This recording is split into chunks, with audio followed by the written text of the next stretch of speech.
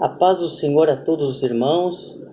Estamos aqui mais uma vez para transmitir a lição da nossa Escola Bíblica Dominical, Adulto, Revista de Adulto. A lição para o dia 26 de fevereiro de 2023. A lição de número 9. Desde já eu agradeço a todos os irmãos que nos acompanham nos vídeos, que estão recebendo nossos vídeos. Mas eu peço ajuda aos irmãos que curtam, compartilham, se inscrevam no nosso canal, tá bom? E creio que Deus tem bênçãos para nossas vidas através do estudo da palavra do Senhor. O tema da lição de hoje, lição de número 9, da nossa revista EBD para adulto é O Avivamento Pentecostal no Brasil. O texto áudio da nossa lição se encontra em Atos 19, versículos 5 e 6, onde diz assim: E os que ouviram foram batizados no nome do Senhor Jesus. E, impondo-lhes Paulo as mãos, veio sobre eles o Espírito Santo, e falavam línguas e profetizavam. Esse episódio aqui é do apóstolo Paulo ali, quando ele se encontrou com os irmãos, o Apolo, o pregador Apolo e os demais irmãos ali daquela região, e eles não conheciam o Espírito Santo e nem tampouco o dom do Espírito Santo. E Paulo lhes apresentou o dom do Espírito Santo e a pessoa do Espírito Santo. Tanto é que eles foram batizados no Espírito Santo quando Paulo pregou o Evangelho e apresentou a pessoa bendita e maravilhosa do Espírito Santo, o Consolador, que Jesus prometera enviar para estar com a igreja. E Paulo, colocando as mãos, eles receberam desta graça, desta dádiva do céu. A verdade prática é: Deus derramou o grande avivamento pentecostal no Brasil. Ele pode avivar mais uma vez o seu povo. Muito bem. A introdução desta lição diz assim: a chegada do movimento pentecostal ao Brasil mudou a realidade espiritual deste país de forma inquestionável e irreversível em termos de liturgia, proclamação do Evangelho, manifestação do poder de Deus com sinais, prodígios e maravilhas. Vindos dos Estados Unidos, os missionários Daniel Berg e Gunnar Wingren chegaram em terras brasileiras em 1910. Por instrumentalidade desses servos, Deus iniciou o maior avivamento espiritual em terras brasileiras. O avivamento pentecostal no Brasil é o que estudaremos nesta lição. Muito bem. Então, a palavra-chave desta lição é Pentecostes. Bom, Pentecostes nada mais é que uma festa judaica, certo? Que acontecia 50 dias depois da Páscoa, que era a festa principal do povo judeu, era a Páscoa. Então, contava-se depois da Páscoa 50 dias, aí se dava a festa da colheita, ou festa do Pentecoste. A palavra Pentecoste significa, no grego, quinquagésimo, até é difícil de falar, né? Quinquagésimo, ou seja, 50 dias. Bom, e uma coisa interessante, 50 dias depois da ressurreição de Cristo, que ele morreu na Páscoa, por ocasião ali na Páscoa, e ele foi o Cordeiro Pascual, como o apóstolo Paulo diz em sua carta aos Coríntios, e ele foi o Cordeiro que tirou todo o pecado do mundo, como o profeta João Batista profetizou a respeito dele ali, vindo Jesus para ser batizado nas águas por João Batista, para cumprimento das Escrituras. Eis o Cordeiro de Deus que tira o pecado do mundo, Bom, depois da ressurreição de Cristo, houve-se a festa do Pentecoste, ou colheita. Nesse período, Cristo derrama do seu Espírito Santo, que era o Consolador que ele havia prometido, que está ali no Evangelho, segundo escreveu João, capítulo 14, capítulo 15, ali vai decorrer sobre esta promessa que Jesus faz aos discípulos, que não deixariam órfão, que rogaria ao Pai, e o Pai enviaria outro Consolador para estar com eles todos os dias até a consumação do século, como ele prometeu em Mateus 28. Lembrando que o Espírito Santo é a terceira pessoa da Trindade, mas isso não desqualifica ou diminui ele. Ele é Deus, ele é a terceira pessoa de Deus, porque nós cremos da seguinte forma: nós cremos em um único e verdadeiro Deus, subsistente em três pessoas: o Pai, o Filho e o Espírito Santo. Mas essa classe não é tipo assim, o Pai é o maior, o Filho é o intermediário e o Espírito Santo é menor. Não, todos são iguais, são a mesma pessoa. E quando Jesus fala outro consolador, não é um consolador inferior, é um consolador igual, na mesma altura, substituto, o Paracletos. Então, é a pessoa do Espírito Santo, é a terceira pessoa em grau de missão e não em grau de poder e tamanho, porque todos são a mesma pessoa, todos são Deus. Nós cremos em um só Deus, mas subsistente dentro do plano de salvação da humanidade, subsistente em três pessoas que se manifestou: o Pai, o Filho e o Espírito Santo. Nós vemos isso claramente ali no batismo de Jesus nas águas, que João vê o Espírito Santo descendo como forma corporal de pomba, pousando sobre os ombros de Cristo, e logo em seguida ele ouve-se uma voz do céu dizendo: aí João, esse é o Messias, é o meu filho unigênito, a quem me compraz. E o próprio filho ali no momento sendo batizado por João, e João atestando, reconhecendo que ele é o Messias prometido de Israel e de toda a humanidade. Muito bem. O primeiro tópico diz o tema: o movimento de Atos se repete no Brasil. Lembrando que Daniel Berg e Gunnar Wing, eles passaram ali nos Estados Unidos, onde estava tendo aquele famoso avivamento através da pessoa do William Seymour e todas as outras pessoas também, pastores que o antecederam. Estava tendo um grande avivamento ali na rua chamada Azusa, né?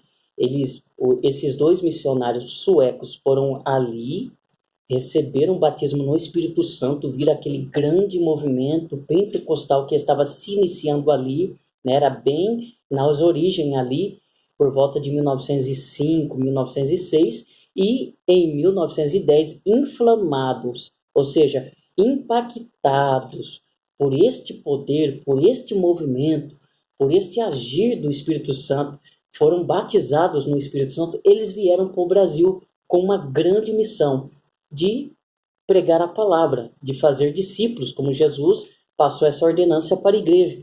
Eles vieram e começaram a fazer a obra de missão aqui no Brasil, e surgiu as Assembleias de Deus no Brasil. Antes de eles chegarem, havia outras igrejas do movimento protestante cristão, como, por exemplo, os batistas, né, a Igreja Batista e algumas outras, mas ainda não existia a Assembleia de Deus. E, através desses dois missionários, surgiu no Brasil as Assembleias de Deus e o movimento pentecostal, porque nós assembleamos, nós cremos no movimento pentecostal. Nós cremos o quê? O que é o movimento pentecostal para nós, a grosso modo? É o mover do Espírito Santo no meio da igreja, os dons espirituais sendo manifesto, o batismo no Espírito Santo com evidência em falar em línguas estranhas, em línguas angelicais, ou pode ser um dialeto também, por que não? Tanto é que os 12 apóstolos em Pentecoste, os prosélitos de várias nações, línguas e povos estavam ali reunidos na festa da colheita, no Pentecoste, e viram os apóstolos serem cheios do Espírito Santo e falar línguas estranhas, mas a língua estranha ali era idiomas que eles falavam, tanto é que os prosélitos ouviam cada um falar em sua língua e ficaram admirados. Então, pode ser que aconteça também. Então, nós cremos assim: o movimento pentecostal e as Assembleias de Deus se deu, aliás, aqui no Brasil, através desses dois grandes missionários que ficou marcado para a nossa história, e nós somos fruto dessa chama ardendo no coração desses dois grandes homens de Deus que vieram, né, deixaram família, deixaram talvez profissão, deixaram tudo, receberam o poder do Espírito Santo nos Estados Unidos e vieram para o Brasil para nos impactar. E hoje nós somos, graças a Deus, fruto do trabalho, do ministério que se iniciou através desses dois grandes homens de Deus, Daniel Berg e Gunnar Wingren. Amém? O primeiro tópico vai falar Pentecostes entre os salvos. Claro, há uma regra aqui. Quem pode receber o dom do Espírito Santo ou o batismo no Espírito Santo, logicamente, cumpre-se alguns requisitos básicos. Primeiro, são pessoas que já aceitaram Jesus como o seu único e suficiente Salvador. Primeiro requisito. São pessoas que já entregaram suas vidas para Jesus. Segundo requisito, essa pessoa não basta somente esperar essa promessa vir do céu. É preciso um ponto de partida. É preciso ter iniciativa. A pessoa tem que buscar em oração, em jejum, em propósito e clamar a Deus por esse avivamento, a modelo dos apóstolos.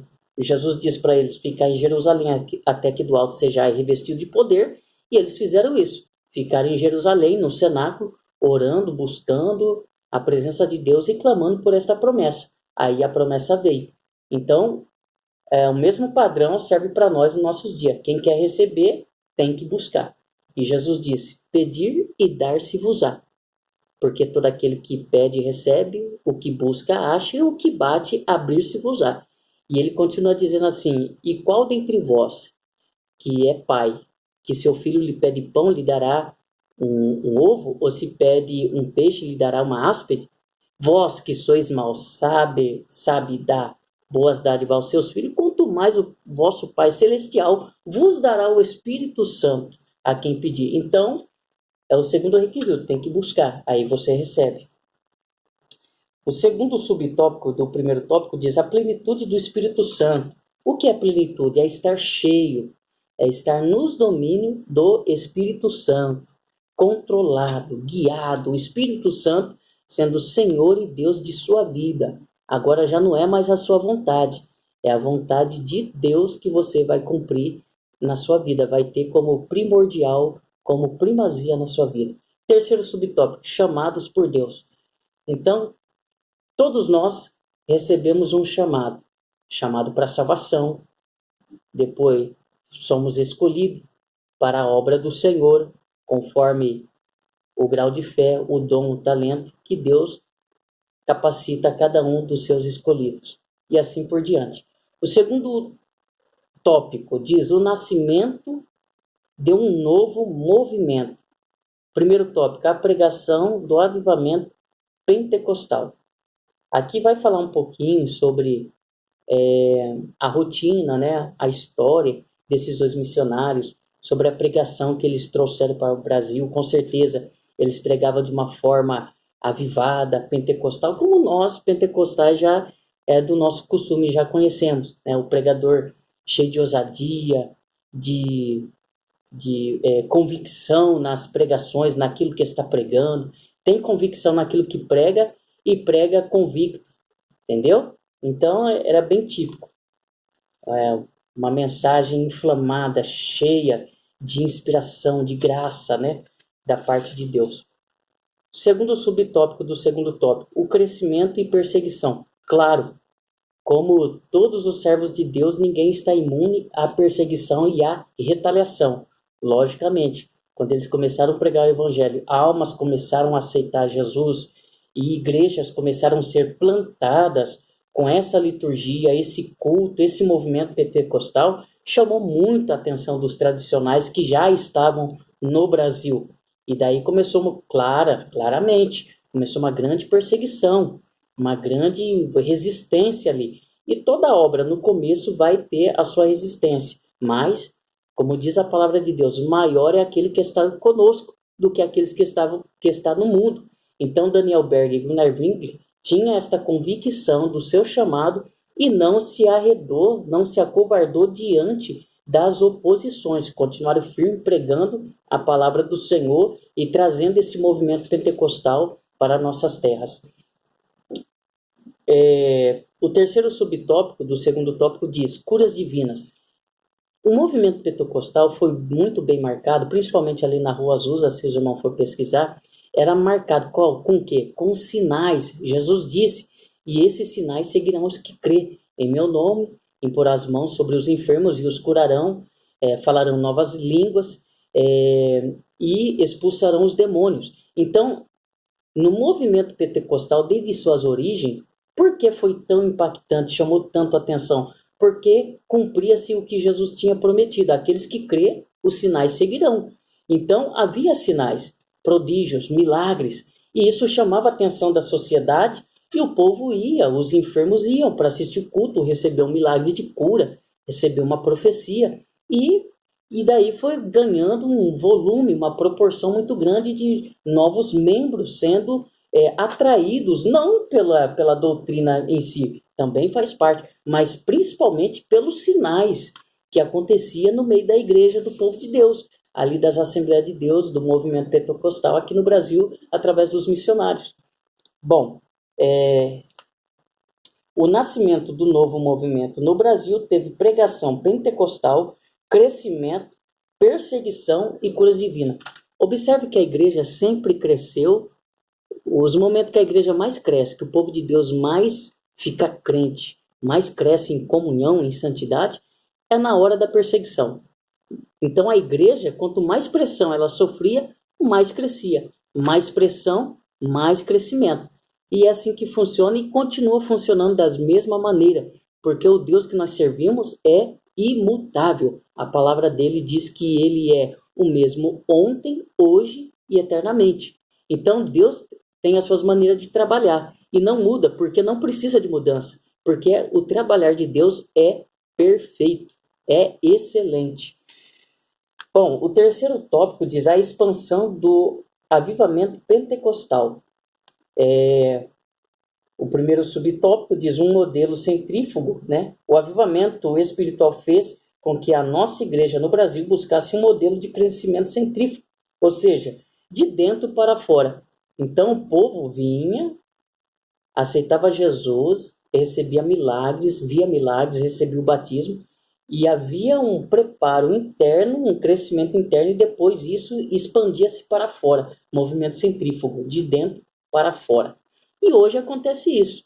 Novos convertidos vêm para nossas igrejas, aceita Jesus, recebe a promessa do Espírito Santo, é batizado, é separado, se tem chamado, é separado, começa a exercer um ministério, fazer uma obra do Senhor. Algo muito típico das Assembleias de Deus é o quê? Que o púlpito não é exclusivo só do pastor. Nós assembleamos, nós damos oportunidade, não somente, não é só o pastor que tem um chamado, apesar de ser o líder da congregação, respeitamos, nós respeitamos como anjo da igreja, como ungido do Senhor, ele tem a palavra máxima ali dentro da igreja, porém, os assembleanos têm uma coisa maravilhosa, a oportunidade é para todos. Os assembleanos têm o costume de ouvir o testemunho dos irmãos que recebem milagre, dá oportunidade para os irmãos trabalhar na obra do Senhor, para exercer um ministério na casa do Senhor, porque nós entendemos que Deus usa cada um de nós através dos dons espirituais que é distribuído, que o Espírito Santo distribui no meio da igreja. Então nós cremos que todos os irmãos não foi chamado para ocupar apenas um banco, mas foi chamado para fazer a obra do Senhor, para pregar, para evangelizar, para exercer algum ministério dentro da casa de Deus e gerar frutos. Lembrando que Jesus disse, toda a vara que em mim está ligado produz fruto e é limpado para que dê mais fruto. Então, seguindo essa sistemática, essa lógica, então nós cremos que, nós assembleanos pentecostais, cremos que todo membro tem um talento, tem um dom, tem um chamado e sim, exerce o seu ministério, pode ter um ministério sim. Então é algo típico das Assembleias de Deus. O irmão talvez chega novo convertido, Deus levanta ele como um pregador, batiza ele com o Espírito Santo, santifica ele, prepara ele e ele prega a palavra, assume o púlpito, se torna um obreiro, um pastor, um presbítero, e é uma bênção na casa do Senhor. É esse o trabalho do movimento pentecostal e ênfase, né, das Assembleias de Deus. Um crescimento acentuado. O segundo subtópico do terceiro tópico. E para encerrar, para não aumentar demais o tempo aí do nosso vídeo, porque a ideia deste canal é o quê? É fazer um vídeo trazendo um esboço, um resumo da nossa escola bíblica dominical. É claro, os assuntos são vastos, passamos horas falando, mas é só um resumo para que os irmãos, aqueles que não têm tanto tempo de assistir uma aula convencional, vem, assista os nossos vídeos de maneira prática, rápida e objetiva e chega na sua aula ali da sua congregação presencial, já está por dentro do assunto que há de ser tratado. Houve um modelo de crescimento centrífugo e por isso o movimento pentecostal obteve um crescimento acentuado, porque é um exército de obreiros que é formado, um exército de pregadores, de pastores, de homens e mulheres escolhidos, ungidos por Deus, batizados no Espírito Santo, preparado para ir para a seara, porque Jesus disse, levantai vossos olhos e observai, a seara está pronta, mas poucos são os ceifeiros. Rogai ao Senhor da seara para que levante e prepare mais obreiros. Então é isso que nós obedecemos conforme Jesus, o nosso Senhor, nos recomendou através dos evangelhos. Conclusão, antes do avivamento pentecostal em solo brasileiro, o que dominava o cenário religioso era o sistema de doutrina das igrejas históricas, que não admitia o batismo no Espírito Santo, com sinal e evidência de falar em novas línguas, bem como exercício dos dons espirituais. Essas manifestações espirituais fundadas na palavra de Deus são marcas do verdadeiro avivamento pentecostal no Brasil. Para fechar com chave de ouro, lembrando que a igreja é o corpo de Cristo. Cada um de nós somos membro e cada membro tem a sua função dentro do corpo. Lembra disso, meu querido irmão, talvez você é tradicional, talvez você não concorda, mas reflita nisso um pouquinho, tá bom? Somos um organismo vivo.